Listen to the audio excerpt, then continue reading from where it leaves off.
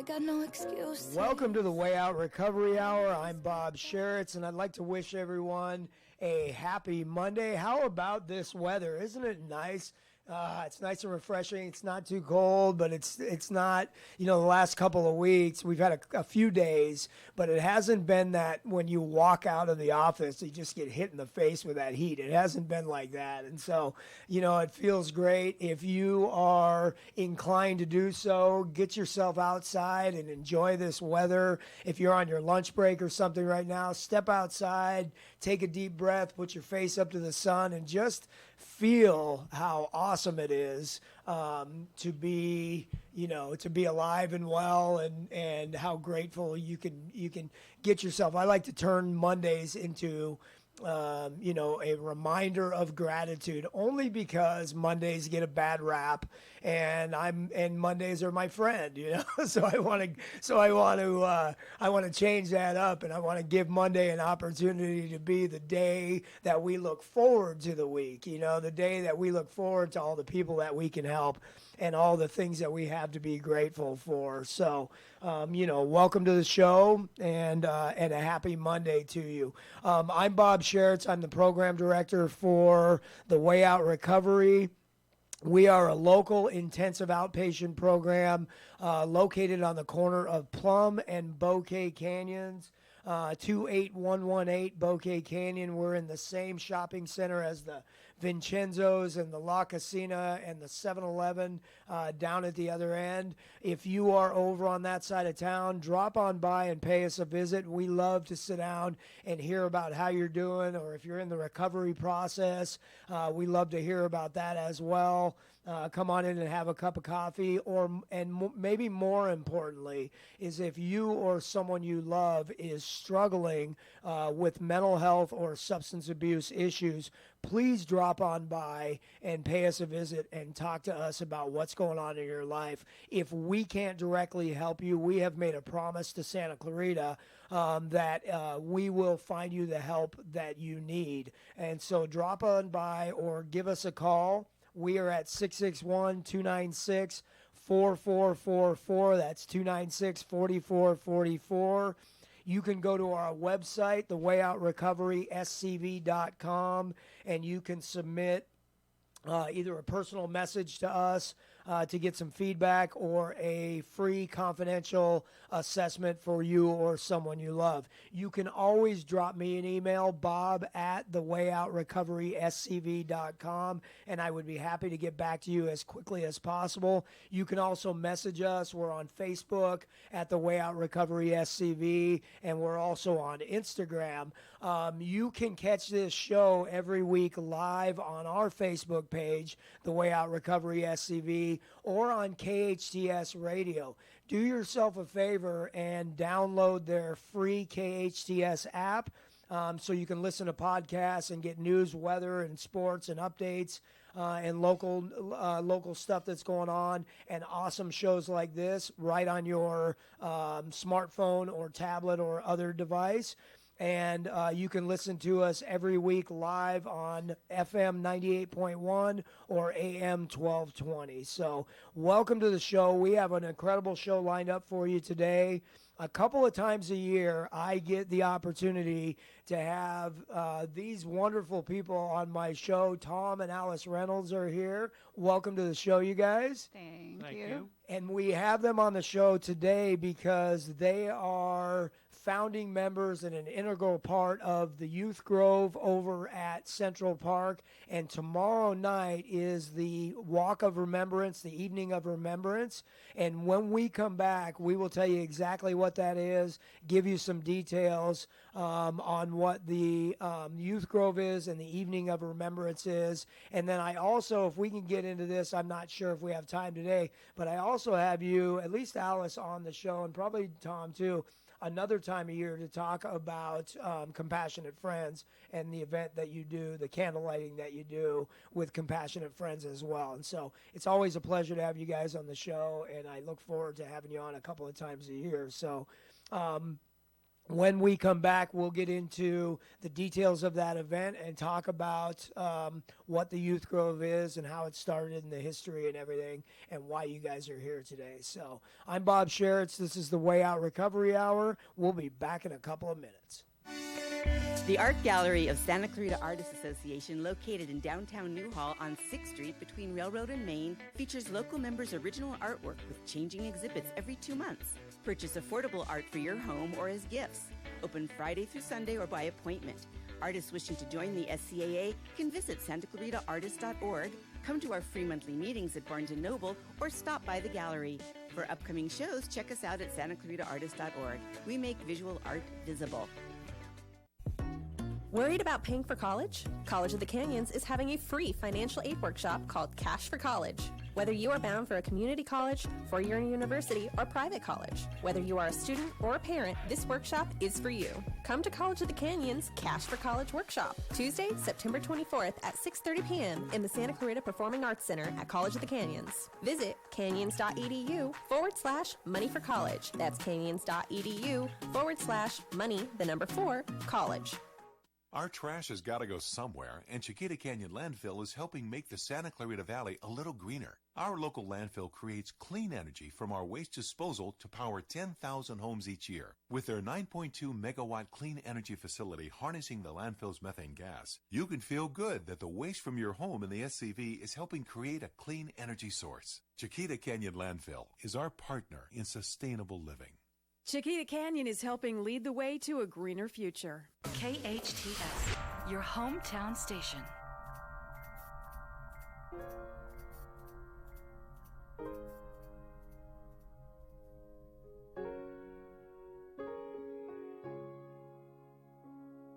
I got no excuses. Welcome back to the Way Out Recovery Hour. I'm Bob Sheritz, and if you are just joining us, remember that you can catch this show every week live on FM 98.1 or AM 1220. Please do yourself a favor and download the free KHTS app, and you can also catch us on Facebook Live every week on either the Way Out Recovery SCV Facebook page or on KHTS Radio Facebook page. And if you're just joining us, I have in studio with me today Tom and Alice Reynolds. Welcome to the show, you guys. Hi, thanks for having us again. I know it's been a minute. It's been like 6 months, I think, since you've been on the show, since we did something with Compassionate Friends. Right. So let's start off by giving everyone the details of what's going on tomorrow night. So this is really important, you guys. Clear your calendar for tomorrow evening, and so you can be at this really important event that's going on. So go tell us about it. Okay, so tomorrow, Tuesday, at 6:45 starts the Walk of Remembrance. We take a walk through Central Park. We start at the Youth Grove, and we walk a short walk, about a 10-minute walk through the park. Parents, community members, friends, and family of all of the youth that are there, that are remembered. We have roses handed out, white roses are handed out to the parents of the youth that are remembered there. We have signs that parents hold up in memory of their child. And then we walk through the park, like I said, about a 10-minute walk, and then we end up back at the Youth Grove. And then our program starts at 7:15. The program consists of opening remarks. We have I think a high school singer from Hart that will be singing. We have some musicians. And then most important is we have a slideshow of all the children, I say children because my two sons, but all the youth that are remembered there, and their names are said. We light a battery-operated candle, and those are supplied. And then we have some closing remarks. Yeah.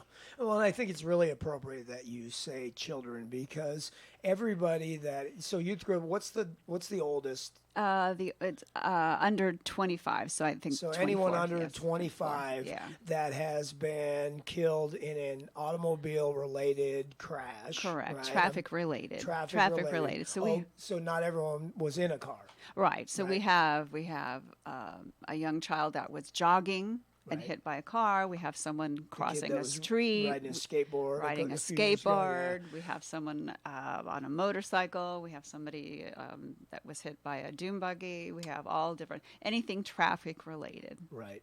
And, with youth, not number one cause of death with youth are going to be what they call accident related deaths, although I don't necessarily, but a lot of those are also involve automobiles or involve motor vehicles, and so this is for that group of, and it's appropriate that you said children. Yeah. Because all of these are somebody's child. Yeah, yes. All somebody's yes, child. Yes. And if I want to show up to the walk, and I have someone that's close to me or a friend, it's appropriate to bring like a picture or a name of someone that has lost that I can carry on the walk to remember them? Oh, sure. Okay. Sure. Yeah, absolutely. Because it's absolutely about honoring and remembering and those lives that are lost, correct? Absolutely. That it's for. And so the Evening of Remembrance is an annual event that takes place, but the Youth Grove itself has been there, was started not necessarily for the purpose of this annual event, but as a remembrance, right? Yes. Tell us about the history of the Youth Grove. The history is actually an idea of a Saugus High student, a young girl, whose best friend was killed in a alcohol-related crash. Right. Two cars head-on, both were alcohol-related. And she actually had several friends that were killed that year in different traffic-related incidences. And her mom actually came up with the idea, and she went to Frank Ferry, who was a council member and a member of the Blue Ribbon Task Force. And so Frank Ferry came to the Blue Ribbon Task Force. And the Blue Ribbon Task Force at that time was made up of parents, who my husband and I were on that committee, and different community groups and city workers, students from the high schools.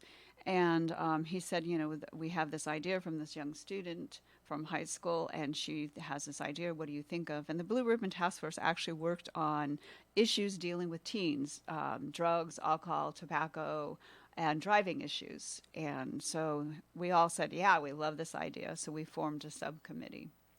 And we worked about 5 years, raising the funds, finding the place, working with an architect. And it came true. And groundbreaking ceremony was held on November in 2005, and the dedication ceremony was in 2006 in February. And where, if people go over there, so you don't have to wait till the Evening of Remembrance to go and visit the Youth Grove. Oh, no. It's there all the time. It's there all the time. Describe for us what the exhibit or monument, what is up there? Oh, and where's it at in Central Park? It's beautiful. If you ever go to the concerts in the park, you look to the back to the left, and it's in the midst of this beautiful oak grove and trees towering 67 feet high. But in the middle of those oak trees and beautiful trees is a center monument, and then there are these tree stumps, and they're at the top of these little tree stumps are a brass plaque, and on top of that are the children's names and their forever young age. Right. And they go out in a sphere, I guess, from the monument. Yeah, it's kind of like a spoke set up like a wheel with spokes on it. Yeah. From the center of the monument. From the center, and going the up center of the monument, what's on the central part? It's a pledge, just say no pledge. In other words, no more about safe driving, that no more names will be added. Oh, got it. Yeah. And when we talk about, and each one of those plaques is on top of a tree that's been cut off, right? In other words, symbolizing that their lives were cut short, and the trees all around are continuing to grow, but the trees that are cut short are the lives cut short from the youth. Their lives were cut short, never to grow again. And the ages, I know you said that 25 and under, right? But a lot of the ages, what's the youngest? Who's I think the youngest is 5 years old. Right. And so, it's pretty obvious what the message is, but let's go over that, right? The reason that that's there is there's a couple of different purposes. To honor those who have lost their lives, right? To remember them and to put their names and memorialize them, but also to send a message. It's also a teaching tool. The Every 15 Minutes program at high school, they go up there, and the group for the Every 15 Minutes, they go up there every year. I guess four high schools. So that group goes up there.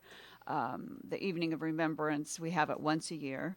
So we have that program for the parents, the community, everybody to go up there and remember them. But also parents, a lot of parents cremate their child. So they don't have a cemetery to go and sit and remember their child. So a lot of parents go up there. There's benches surrounding up in there. They'll go up there and sit there, place flowers on the tree stump and sit there and remember their child as well. A lot of friends will go up there and remember their friends as well, go there and have some quiet moments. Also, the city was hoping that a lot of the roadside memorials, there are dangerous areas where they put up the crosses and the flowers. Those are some very dangerous areas. So we're hoping that the kids, instead of doing that, will go up to the youth memorial and do that and spend the time up there instead. So that was also a place to do that. There's also community court once a month that we do a class up there for community court where kids get a minor ticket and they go there and we do a class for them. That's one part of that. So you who does it? You guys do that class once a month? We do that class once a month for community court. That's part of one of the things that they have to do. They also have to attend a class that the ER nurses do and the sheriffs do. Okay. As an education for like first time driving offenses, yes. Mm-hmm. Obviously ticketable offenses, not major offenses, right? So, like distracted driving or seat belts or excess of speed up to a certain point. Right. Talking on their cell phones and things like that. It's a really, so the Youth Grove is up there, and it is a really important thing for our community for anybody to utilize. Absolutely. If you have young kids, before they are of driving age, or certainly at driving age, it is a fantastic idea to take your kids up there, and it's a wonderful place to sit down and have the ongoing talk. It's not a one-time talk, right? It's an everyday talk, especially.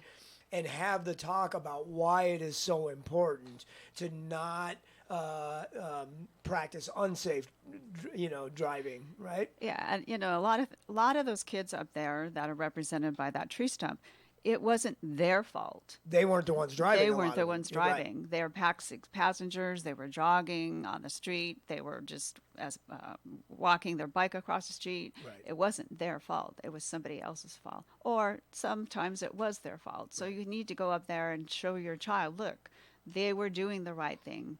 You need to be aware while you're driving of everybody around you. Or also give them the message, they were doing the wrong thing. So you need to give them both those messages. Well, it's really important for our kids, not just safe driving practices, but if I'm at a party as a kid and one of my friends is the one driving and they've had something in their system, it is up to me to say that's not okay. That's right. And and try to stop them from getting in a car, right?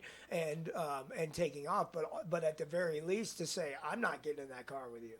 Or to say something to those kids that you're riding around with that want to show off and speed and do donuts and all that stuff. Like, this is not cool. This is not cool, and get out of that car. Right. I pull over and let me out. I'm not doing this. That's right. Absolutely. And stay off your cell phone and all that kind of stuff. I think that's one of the biggest. You want to speak to that for a minute? I think in today's age, that's one of the biggest things that we see that is such a difficult thing for people to do is to not be on their phones. Yeah, absolutely. And when we do our community court class, I said, what do you do with your cell phone? And they just look at me. Put it in the glove compartment. Put it in the trunk. Take that temptation away. It is against the law to be on your phone. Right. And I can't.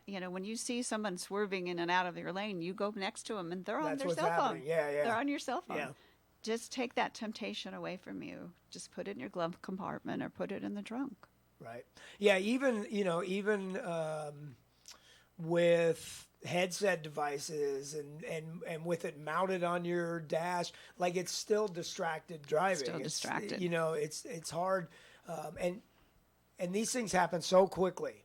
I think a lot of people have had this experience. I certainly have, where I'm driving along and I turn to my kid or something to talk, and all of a sudden I'm like, whoa, like right now something is happening, Yes. And if you've ever had that experience where, oh man, we got lucky on that one, just take your eyes off the road for a second. Yes. It can happen that fast, right? Yes. And so it's really, really important that we send that message right there. There's some really cool technology these days. I know that recently, I had to get a new phone, and when I set up my new phone, the automatic default is it won't allow you to answer the phone, and it sends a message, right? It sends a message to whoever's calling. That you're It says, driving. I'm driving right Yes. now. I'll call you back in 5 minutes. Yeah. Or something like that. Yeah, right. And that was cool. I saw that. I go, I'm glad that that's the default. I don't have to look through my phone to set that. It's already there. Right. And in fact, I have to go through some steps to take that off. And I have a friend of mine who's a firefighter, and he, when I don't know if he was in the middle of a class or he had made this pledge or something like that, but he sent out messages to all of us that are his friends, and he said, please take this pledge with me, that when you are driving, you're going to put your phone in your glove box or somewhere where you can't reach it, Right. because the temptation is too great, And then, of course, there is there's the issue of driving under the influence. And are a lot of the names at the Youth Grove, do they involve intoxicated driving? Trying to I know that the founding young lady. Yeah. That was the case Yes. with the Yes. the young lady said, enough. I don't want to see any more my friends die. Yeah. Right? It was alcohol. It was a head-on, and both of them were involved with alcohol. Yeah. Right. Yeah. So. I would say that not the majority. A lot of them are seat belts. Kids are still not wearing Really? seat belts. I don't know that the majority are. I think a lot of them were speeding. But some of them are. There's still some seatbelts. I can't imagine. That's hard for me to imagine getting in a car today and not just automatically putting your seatbelt on. It just doesn't even register with me because we've been doing it for so long, which is interesting because, you guys know this, and I grew up in the era where we slid back and forth in the back of our parents' cars. Yeah. Nobody wore seatbelts. Right. At the very best, they had lap belts that you crank down, right? Yeah. And so, we got the message. Yeah. Enough to where it's automatic now. Yeah. I don't really think the majority are seatbelts. But I some think are, but some not aren't. the there's majority, a but a few. lot of them are. I think seatbelts. what he's saying is that they took it off to do something, and then there was a crash, Got and it. they didn't have their seatbelt on at the time, but the crash was caused from something else. But there's also a fair number of under the influence drivers, Oh, yeah. correct? Either Yeah. the other car Right. or this car, Yes. right? Yeah, there are. And, often people don't think about that. We did, I was talking to you earlier, we're in the middle of doing some educational videos, and I've had Jacob Evans on here who lost his wife, and one of the and left behind 6 kids, Yeah. right? And one of the most powerful statements that he has made in all this filming, in my opinion, is he says, none of us drink. Our entire family doesn't even use alcohol. And we thought that we'll never have to have that issue in our life because we don't even use alcohol. Right. And we thought that's none of our business. Right. But don't ever think that that's none of your business because look what it's done to our family, and we're not even the ones who are drinking. Right. Right? So it's oftentimes the other person. Yes. And to also clarify that it's not always alcohol. We try not to use the term drunk driver anymore, right? We try to use the term under the influence or intoxicated driving or whatever. I don't know that there was any, and after the break, I certainly want to ask you guys your personal involvement, and we can talk about your sons and the loss of your sons. But earlier, I don't know there's conclusive evidence or anything like that, but Tom had made this statement, and I think you backed it up. Sure, the crash that your sons were in the car, and they were not driving, was excess speed, but he was also under the influence of marijuana. Right. Right? Right. And we're starting to really look at that now. But in the past, everybody's always thought, oh, marijuana doesn't do anything to you, right? Like you can drive fine. It's not really even being under the influence. That is not the case. Right. That is not the case. It slows down your reaction time. It dulls everything. And so even so-called less harmful drugs like marijuana, you cannot drive under the influence of that stuff. Prescription medications, very important that you know that if you're taking prescription medications, that is driving under the influence. Yeah. And you want to be careful with some of the over-the-counter stuff too. Oh, sure, You know? sure. I had a lady in a treatment program I was involved in that got a DUI under the influence of Ambien because she had taken it to go to sleep.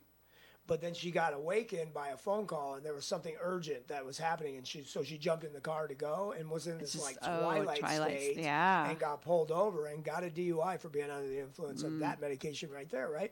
And so you want to be careful of that stuff. Anything that dulls your reactions or changes your headspace at all, you cannot drive under the influence of that stuff. It's extremely important. And of course, excess speed. You know, a lot of people are out racing around. Yeah. I am so glad that young lady made that statement that said, I don't want to see any more of my friends do this, because I grew up out here, and I think it's like this everywhere, but certainly with all the canyons that we have and all the different stuff. When I was a kid, there was probably a tenth of the lights that there are out here. I get a little frustrated sometimes in driving through Santa Clarita because I'm like, oh my God, there's a stoplight at every block, but then I remember the day when there wasn't. Yeah. And people were doing 100 miles an hour down Soledad Canyon, right? Yep. And so I'm grateful for that we're a lot safer than we used to be. But but I grew up there was always year after year after year, oh my God, did you hear about so-and-so? Oh my God, another one happened, right? Because all the canyons and all of this stuff out here. And so I'm glad that young lady made that statement. Yeah. I want to, as much as you guys are comfortable talking about what happened and your involvement with losing your two sons, we're going to talk about that when we come back after this break. I'm Bob Sheritz. This is the Way Out Recovery Hour. We'll be back in a minute.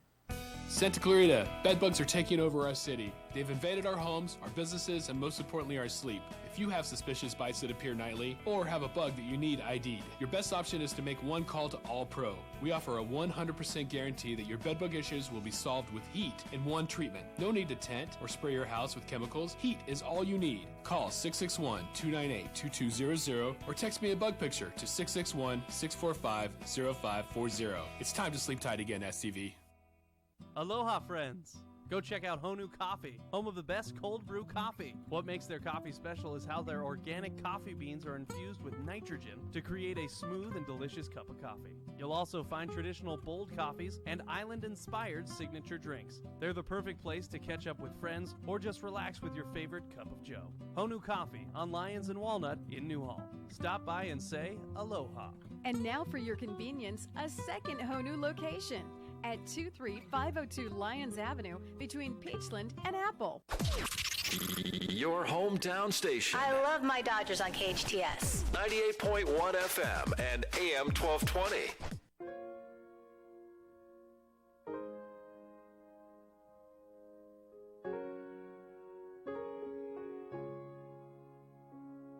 I got no excuses.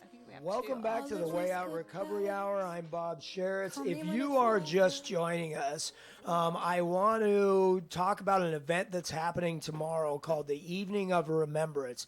The Evening of Remembrance is an annual event that takes place at the Youth Grove, which is in Central Park, and it is to memorialize youth in our valley under the age of 25 who have lost their lives as a result of traffic crashes and traffic incidents involving motor vehicles. And so it's also an educational tool, and it's also honoring the families that are left behind. And so this is a really powerful event.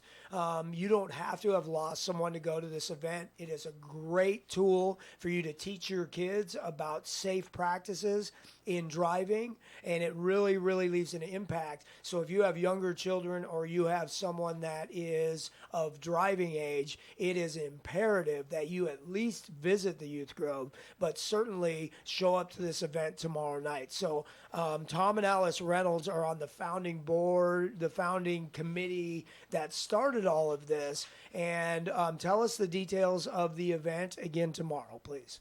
The details are that we start off with a walk at 6:45, and it starts at the Youth Grove. We walk for about 10 minutes through the park, and that's just a walk to kind of just spread awareness about safe driving, and that ends up at the Youth Grove itself. And then the program starts at 7:15.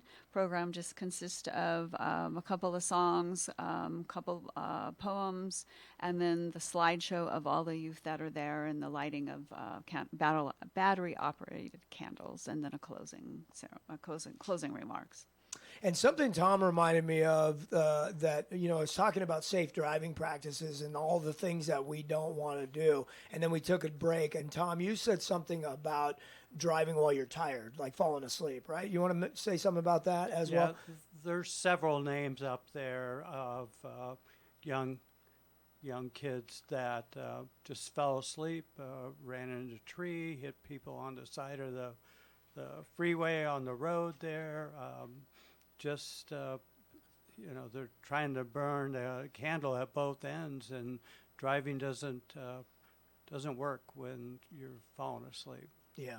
And so that's another one that we often talk about driving under the influence or distracted driving or unsafe speeds and seat belts. And I think that one takes a back seat, but it shouldn't, right? Is if you are tired, if you are fatigued and you've been driving and you can feel that and you're thinking, I'm almost home, keep my eyes open, pull over and take a little nap. It's amazing what a little 20-minute power nap can do for you, right? Get yourself some coffee, something, call somebody else and say, look, I'm going to be a little bit late because I am too tired to drive. It's better to do that and be late than to try to push it to get there and fall asleep. And I'm guilty of that. I said it before, I have stayed on the road too long and woke up with my truck sideways going through somebody's yard and going, oh my God, how quickly that can happen. And so you best believe that I'm really aware of that now as well. This year is more difficult for you because of some things that are happening, but it's special, right? This is a special year. In terms of you have a couple of different things that are happening. You have the 20-year anniversary of the loss of both of your sons coming up in February, and so this Youth Grove is a 20-year anniversary. But you also have something else going on. Did you say with your niece? Granddaughter. Okay. Yeah. Tell us what's going on. Yeah, I don't know if it's special. This February will be 20 years that Tim and Danny will have gone, the angel date, which is really hard to swallow. Yeah. It just, every time I say it, I just cringe. I can't believe that they'll be gone that long. And then on top of that, Danny was 15 and Tim was 18 when they were killed. And my granddaughter will be 15 in a couple of weeks. So that just... I think when I said special, I mean the specialty of your granddaughter. Yeah, yeah. I know. Yeah. It's special, that she's going to be there that night speaking with me. She's going to be on the stage with me. And it scares me that she's going to be 15 in a couple of weeks. Why? Because she's going to be driving? That she's going to be driving soon, and that she could be gone in an instant like Danny was. That she could be in a car with 5 teens and some crazy kid who thinks driving fast is cool and could run into her, and I could lose her too. And I don't think that I could survive that. I barely survived losing our 2 sons, so that scares the crap out of me. Anyway, I asked her if she thought that she could go on stage with me and speak or just come on stage with me. And she surprised me and said she would do both. And she's a very shy person. She's not a very outward speaking person, and she said she would come and do both. Yeah, but this is really close to her heart, I'm sure. It is. Obviously, it's close to you guys' heart, but Yeah. it's close to her heart as well. Yeah. What is her first name? Lexi. So Lexi, if you're listening or checking this out, you are amazing. Yeah. What a brave person to do that, and for such a, for such a great message, because, the nature of this show is that I tend to get people on here who have experienced tragedy in one form or another. But I cannot tell you how many amazing things have come out of those tragedies, right? And we never want to have anybody experience what you guys have experienced. Right. But when Lexi gets up on that stage, she is carrying a message, and you guys are carrying a message that gets people to think about what they're doing when they're sitting in a car. And so it saves lives. Yeah. It saves lives, And so 20 years ago, this coming February, can you talk about that night? Yeah, I'll What try. happened? What happened? It started with three teens, excuse me. Two guys and a girl came to the door about 8 o'clock, and I answered it. Tom was in the garage working on Tim's car. They said that Tim had been a really bad car crash and that they didn't think he was alive. And I didn't know these kids. And I said, well, what are you talking about? What do you mean you don't think he's alive? Well, we saw him and he looked dead. And I said, you guys, this is really not funny. This is, not a good joke to be playing. Yeah, you don't want to believe it when you hear it. Yeah, right? I didn't believe him. I didn't know him, and I just kept saying this isn't funny, and they kept repeating it over and over. The girl was screaming and crying, and so I finally got the message that they were serious, and I started screaming, and my husband ran in, and he's like, "What the heck's going on?" And so I was telling him what was going on, and my older son came running downstairs, asking what was going on, and so I said, okay, we got to go to the crash scene, and grabbed our coats. And Danny had left the house earlier mad because we wouldn't let him go to the movies. It was a Thursday night, and we told him he could wait till Friday to go to the movies, and he had slammed the door and upstairs, and Tom heard it all the way into the garage. So they had words, and my husband never gets mad. And so they had words, and he left the house. I figured he just went to the neighbor's house. And so I told my older son to go find him. We left in the car to go to the crash scene. The traffic was horrendous, bumper to bumper traffic. So you had heard from these kids that Tim was there? Tim was in the car. Okay.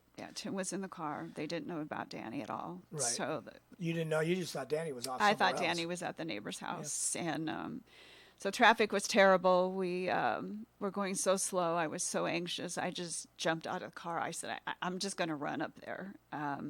So I ran out, started running to the corner. The sheriff stopped me, and he said, "Where are you going?" And I said, "My son's supposed to be in that car." So he radioed ahead, and he said, "Okay, go ahead." So I got out, ran ahead, and made it up to another sheriff. And I told him, "I think my son's in that car." By that time, my husband got up there to me, and I told him, "I think my son's in the car. I have to go see him. And he said, "No, you can't."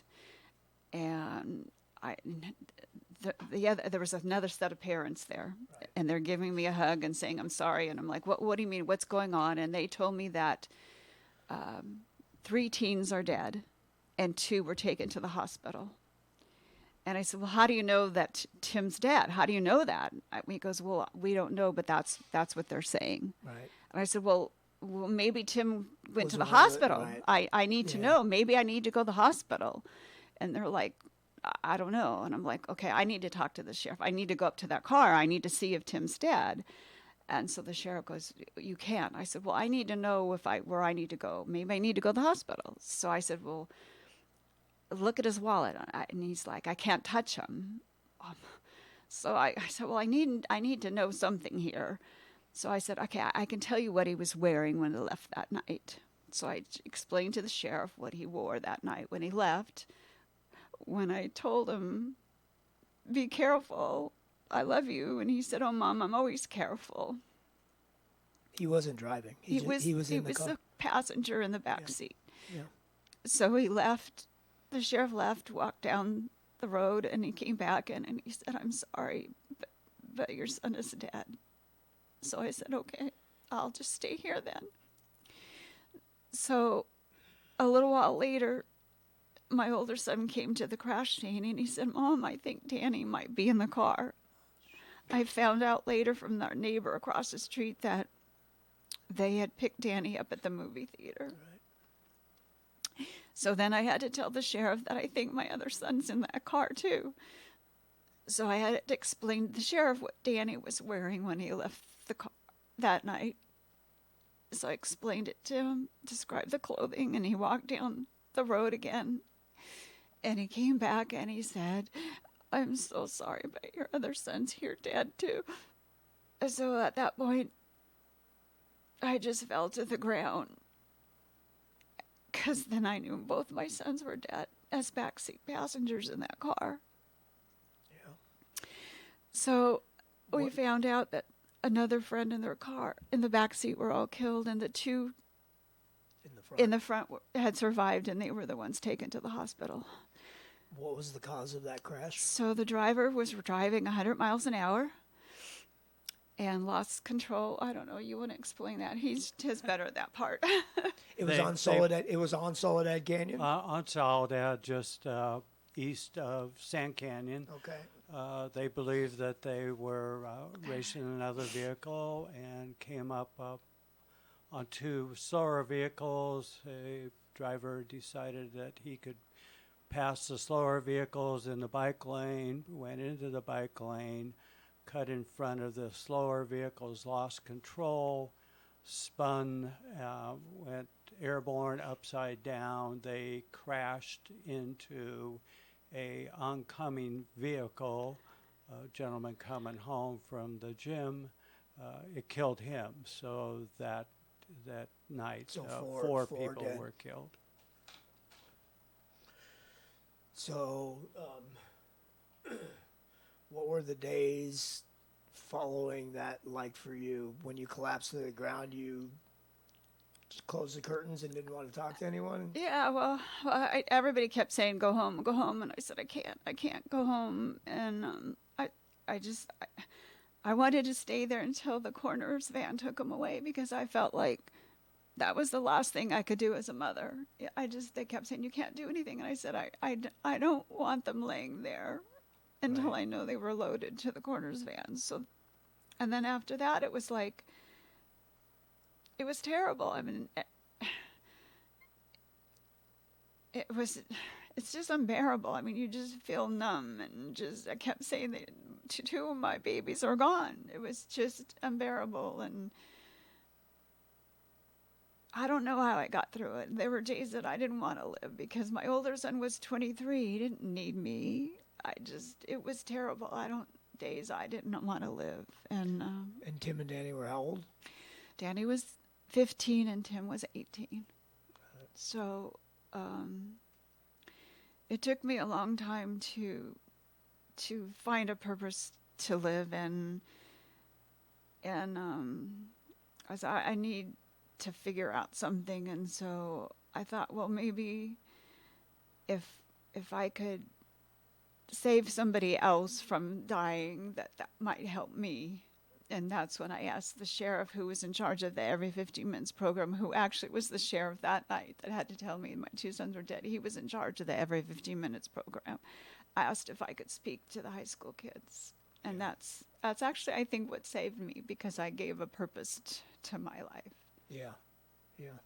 And a little bit of something could come out of that horrible, tragedy. Yeah. Yeah. Tom, to be strong enough to hold up your wife through all of that, but yet experiencing your own grief, I can't imagine how difficult that period was like for you as well. Well, that week leading up to the funeral was just she wasn't even there mentally at all. Just hundreds of people were coming and going, and the boys played soccer and hockey, and all the teams coming by and all that kind of stuff. But having to go to the funeral home and having to get clothes out, what they were going to wear for the very last time, and picking out plots and $20,000 to bury them. It's just a blur to her, that's for sure. I didn't really have a whole lot of time. I had some family support, but it was a very difficult time. So you were immersed in taking care of all the details. When all that kind of settled down, I can imagine you were left with a period of, oh my God, as well, right? Yeah, that's a little bit after that. That's when Compassionate Friends came in. We had a friend of ours that had lost their daughter a year or so ago before that. So that kind of started that venture into, helping and working with other parents that had lost their children, drugs, alcohol, diseases, all that. There's some in helping others. There's a little bit of healing of the spirit that takes place in there, right? Yeah. What is Tom mentioned Compassionate Friends. Can you share about that organization for a minute so people know about it? Yeah, Compassionate Friends is a self-help support group for parents or grandparents that lost a child or grandchild. We meet the first Thursday of every month, and it's just a support group to come and talk and share about your loss or whatever you need to talk about. And we have topics that we have. And, it's just a place to come and talk, because you find in your grief that sometimes people don't want to talk about your loss of your child or your grandchild. And it's just a way of going there and talking. It's just just a way of talking. It's written, and he's not going to say it, but we grieve differently. Well, of course, totally grieve differently. He in the beginning, he was right there with all the memories and the laughter and the stories, and I'm okay with all the pictures and everything around there, but it was just really tough for me. It was too much for me in the beginning, and so he'd come home. Why are you crying? Well, why do you have to ask me why I'm crying? Right. It was really tough. So we had a really rough time in the beginning, and I think going to Compassionate Friends, we learned that we needed our own time and space apart, but also together too. Of course. It helped. Yeah. I wanted to add that it is a worldwide organization. It's not just. We're the local. So is there a website locally or a way for somebody to look that up locally? Yeah. And again, it's specifically for someone who have lost either children or grandchildren, right? Correct? Or a sibling. Yeah, I don't have it off the top of my head, but yeah, we're on Facebook. We're on Facebook. Compassionate Friends and Compassionate Friends. Specific to SCV. Yes. Specific to Santa Clarita. Okay. That's okay. I don't have it off the top of my head right now. So but if you're looking up Compassionate Friends, there are many different. It's worldwide, just like Tom said. Yeah. There's many different chapters. So make sure that if you're local, you're Friends looking at up the SCV. Yeah. CompassionateFriendsSCV.org. Probably .org. Yeah.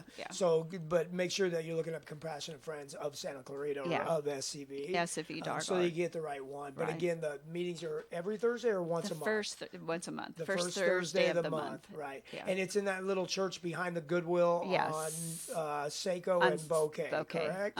Yeah, okay.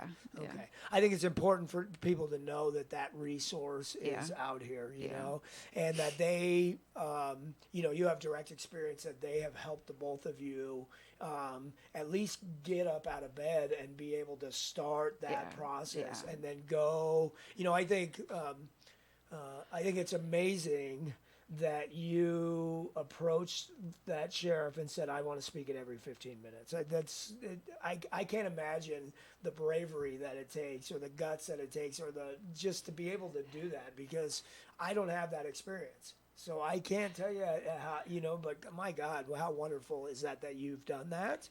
And then when the Youth Grove was started, were you guys already on the Blue Ribbon Task Force, or they came and said, you guys need to be a part of this? Actually, Frank Ferry approached us and God bless Frank heard Ferry. us. I love that guy. He heard us.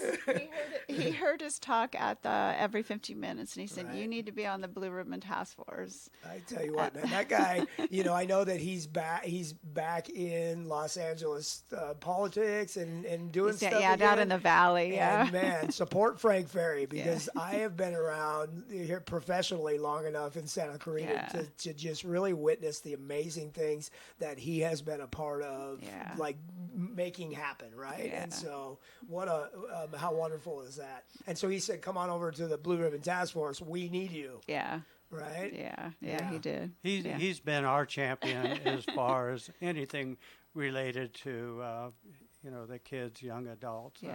I don't know how much more time we have, but one thing I wanted to touch on is that when we started organizing the Youth Grove, I believe we had 60 names there. We had 56. Now we have 114. We're adding and as we point out to the kids at the Youth Grove for the community court, almost all of them are your age. Yeah. You look at them, they're the 16, 15, 17, 16, 18-year-olds, 114 that most likely probably saying the same thing. You are saying, can't happen to me. That's 114 just from Santa Clarita. Yeah. Well, I tell you what, just overall with the safest of practices, I think that getting in a vehicle on a daily basis is probably the most dangerous thing that we'll ever do in our lives. And then when you take risks, like excessive speed or doing all that craziness or, under the influence and all that, it just is those are not odds that I want. Well, I tell the kids all the time, that car is a lethal weapon. It's just so dangerous. And you add all those things that you said, it's just terrible. So tomorrow night at Central Park, Evening of Remembrance, show up at 6:45 and take that walk. And I'm at a loss for words every time you guys are on the show, because I cannot thank you enough in sharing such difficult things with us, and to put that out in the public to save lives and to do what you guys have done. You guys are amazing. Thank you very much. Thank you always for having us too. Of course, anytime. I'm Bob Sheritz. This is the Way Out Recovery Hour, and we'll see everyone at the Evening of Remembrance tomorrow at 6:45, and we'll see everybody next week at Monday at 12 on the show. Thanks. Girl, my parents gonna say the success story that got his life together and changed, and